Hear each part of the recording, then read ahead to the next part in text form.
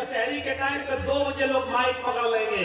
روزے دار بھائیوں اٹھیے, سحری کیجئے, ماں بہنیں اٹھے, سحری بنائیں, اور مائک میں نظمیں, نعتیں, حمدیں, غزلیں یہ سب پڑھی جائیں گی. میرے بھائیوں یہ ساری کی ساری چیزیں تکلیف دینے کے مساوی ہیں. آپ کو کس نے اتھارٹی دی ہے؟ آپ کو کس نے بتایا ہے کہ آپ مائک پکڑ کے لوگوں کو نظم اور نعت اور حمد پڑھ کر یا قوالی سنا کر یا قرآن کی آیتیں پڑھ کے آپ لوگوں کو اٹھائیں؟ آپ کہہ رہے صاحب روزے داروں کو روزے کے لیے اٹھانا گناہ ہے کیا؟ آپ کو کس نے کہا روزے داروں کو اٹھائیے؟ روزہ تو سب کے اوپر فرض ہے, مسلمان کے اوپر فرض ہے. آپ کو اٹھانے کے لیے کس نے کہا کہ روزے داروں کو اٹھائیے؟ اس لیے کہ سب پر تو روزے فرض نہیں ہے نا. بہت بوڑھا آدمی ہو چکا ہے, وہ بیچارہ روزہ نہیں رکھ سکتا ہے. اللہ کے نبی نے کہا بس وہ فدیہ دیتا رہے اور روزہ چھوڑ دے, رخصتی دی ہے کیونکہ وہ بہت بوڑھا ہو چکا, روزہ نہیں رکھ سکتا. ڈاکٹروں نے بھی روزہ رکھنے کے لیے منع کیا ہے. تو اب وہ روزہ اس کے اوپر سے رخصت ہے, معاف ہے, تو آپ اس کی بھی نیند میں ڈسٹرب کر رہے ہیں, جبکہ وہ بیچارہ رات میں نیند کی گولی لے کر سوتا ہے تب اس کو نیند آتی ہے, اور ابھی سویا ہی تھا کہ آپ نے مائک پہ شور کرنا شروع کر دیا, وہ اٹھ گیا, اب اس کو نیند ہی نہیں آ رہی ہے. ایک دودھ پلانے والی عورت جو اپنے بچے کو دودھ پلاتی ہے اس کے اوپر سے روزے کی رخصت ہے, یہ بات میں پورا کرے گی, ابھی روزہ چھوڑ دے. آپ اس کو بھی ڈسٹرب کر رہے ہیں. ایک حاملہ عورت جس کے پیٹ میں بچہ ہے اس کو اسلام نے رخصت دی ہے کہ وہ روزہ نہ رکھے, بعد میں پورا کرے. تو میرے پیارے بھائیوں آپ اس کی بھی نیند میں ڈسٹرب کر رہے ہیں. آپ کو کس نے کہا کہ آپ ان کو اٹھائیے؟ تو یہ ساری چیزیں غلط ہیں. آپ گئے راستے میں, آپ نے گاڑی پارک کر دی اور کھڑے ہو کر سامان خریدنے لگے, یا جام لگ رہا ہے. اسی طریقے سے غلط جگہ پر گاڑی پارک کرنا بھی تکلیف دینا نہیں کر سکتے. آپ شادی ہو رہی ہے ہمارے بیٹے کی, گھر کے باہر شامیانہ لگا دیا, لوگوں کے گزرنے کا راستہ ہے, آپ نے ٹینٹ لگا دیا. اب کوئی بھی آ رہا ہے بیچارہ, اس کو 1 کلومیٹر دور سے جانا پڑ رہا ہے. آپ نے کہہ دیا میرے بیٹے کی شادی ہو رہی ہے, ٹینٹ لگا ہوا ہے, یہاں سے نہیں جا سکتے ہو. اب وہ بیچارہ 2 کلومیٹر دور چکر لگا کے جا رہا ہے. یہ ساری کی ساری چیزیں لوگوں کو تکلیف دینے کے ضمن میں شامل ہیں. وَإِمَاطَةُ الْأَذَى الطَّرِيقِ, راستے سے تکلیف دہ چیز کو ہٹا دینا بھی ایمان کا حصہ ہے. وَالْحَيَاءُ شُعْبَةٌ مِّنَ الْإِيمَانِ, اور تیسری چیز میں بتانے جا رہا ہوں آپ کو. تیسری چیز حیا, شرم, یہ ایمان کا ایک حصہ ہے. آج جو دیکھ رہے ہو نا پشچمی سبھیتا, ویسٹرن کلچر, ہماری لڑکیوں کے سروں سے دوپٹے ہٹ گئے. انسٹاگرام پر کیسی کیسی ویڈیو بن رہی, مسلمان لڑکیاں. ہمیں نہیں معلوم آپ کے جھارکھنڈ کے حالات, ہمیں نہیں معلوم آپ کے بہار کے حالات. اب آپ کو اپنے لکھنؤ کے حالات بتاتے ہیں. بڑے بڑے حاجیوں, بڑے بڑے نمازیوں اور بڑے بڑے ملا اور مولویوں کی لڑکیاں بھی انسٹاگرام پر شارٹ کپڑوں میں اور چھوٹے چھوٹے کپڑوں میں بال کھول کر انسٹاگرام پر اور ٹک ٹاک پر ویڈیو بنا رہی ہیں, اور ان کے ماں باپ خوش ہو رہے ہیں کہ میری بیٹی بیٹھے بیٹھے 20,000 اور 25,000 روپے کما رہی ہے.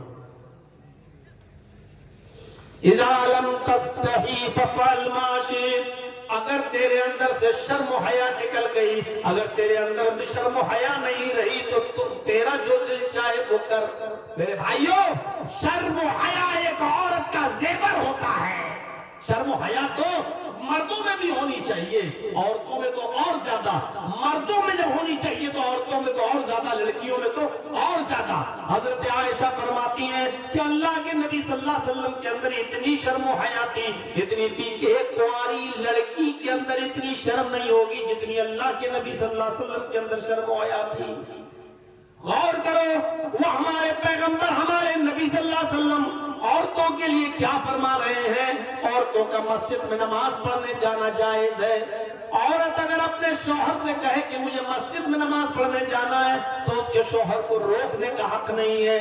اللہ کے نبی کہتے ہیں لا تمنعوا اماء اللہ یصلینا فی المسجد, اگر تمہاری بیویاں اللہ کی بندیاں مسجد میں نماز پڑھنے جانا چاہیں تو تم ان کو منع مت کرو. غور کر رہے ہیں, عورتیں مسجد میں نماز پڑھنے جا سکتی ہیں, آپ سے اجازت لیں تو آپ کو اجازت دینا ہوگا. شریعت نے بھی عورتوں کو مسجد میں نماز پڑھنے کی اجازت دی ہے. حدیث اپنی جگہ پر ہے، اجازت ہے، عورتیں مسجدوں میں نماز پڑھنے آ سکتی ہیں، اگر آپ سے اجازت لے تو آپ کو روکنے کا ادھیکار اور حق نہیں ہے، ان کو مسجد میں جانے سے آپ روکیں، یہ ایسا آپ کے لیے جائز نہیں ہے۔ لیکن اس سب کے باوجود اللہ کے نبی فرماتے ہیں عورت کی اپنے گھر میں نماز پڑھنا مسجد میں نماز پڑھنے سے زیادہ افضل ہے۔ دیکھیے عورت کو مسجد میں نماز پڑھنے کی اجازت ہے، اور کیا کہہ رہے ہیں اللہ کے رسول، اگر عورتیں مسجدوں میں نماز پڑھنے جانا چاہیں تو تم ان کو مت روکو، یعنی روکنے کا بھی حق نہیں دیا ہے، جانے دو۔ لیکن اس کے باوجود کیا کہہ رہے ہیں کہ آئے خواتین، آئے عورتوں کی جماعت، تمہارا مسجد میں آنا جائز تو ہے، نماز پڑھنے کے لیے مسجد میں آنا جائز تو ہے، لیکن تمہارا اپنے گھر میں نماز پڑھنا مسجد میں نماز پڑھنے سے زیادہ بہتر ہے۔ اس کے بعد فرمایا تمہارا گھر کے آنگن میں نماز پڑھنا کھلے صحن میں نماز پڑھنے سے زیادہ بہتر ہے۔ اس کے بعد فرمایا تمہارا گھر کے برآمدے میں نماز پڑھنا گھر کے صحن میں نماز پڑھنے سے زیادہ افضل ہے۔ پھر فرمایا تمہارا گھر کے کوٹھے میں، کمرے میں جس میں تم سوتی ہو، جس کمرے کو تم بند کر لیتی ہو، جس کمرے میں تم سوتے وقت تم میاں بیوی لاک کر لیتے ہو، تمہارا اس کمرے میں، اس کوٹھی میں نماز پڑھنا برآمدے میں، گیلری میں نماز پڑھنے سے زیادہ بہتر ہے۔ یعنی تم مردوں سے جتنا زیادہ دور رہو گی اتنا زیادہ تمہارے لیے بہتر ہے۔ نماز جیسی عبادت اس کو بھی جتنا مردوں سے چھپ کر پڑھو گی اتنا زیادہ تمہارے لیے بہتر ہے۔ جب نماز جیسی عبادت میں مردوں سے چھپ کر نماز پڑھنا بہتر ہے تو شادیوں میں ایک ساتھ بیٹھنا، کالجز میں ایک ساتھ بیٹھ کے پڑھنا، مارکیٹ میں ایک ساتھ گھومنا، میرے بھائیوں ذرا غور کیجئے کہاں سے جائز ہے۔ گھر میں بھی ایک عورت اپنے گھر میں بھی، یہ برآمدہ ہے اور یہ کمرہ ہے، تو یہاں نماز پڑھنے سے بہتر ہے کہ اپنے کمرے میں پڑھے۔ کیوں؟ کیونکہ گھروں میں آنا جانا لگا رہتا ہے۔ ٹھیک ہے خالہ کا لڑکا آ گیا تو، چچا کا لڑکا آ گیا تو، پھوپھا کا لڑکا آ گیا تو، بھائی ان سے تو پردہ ہے نا اسلام میں۔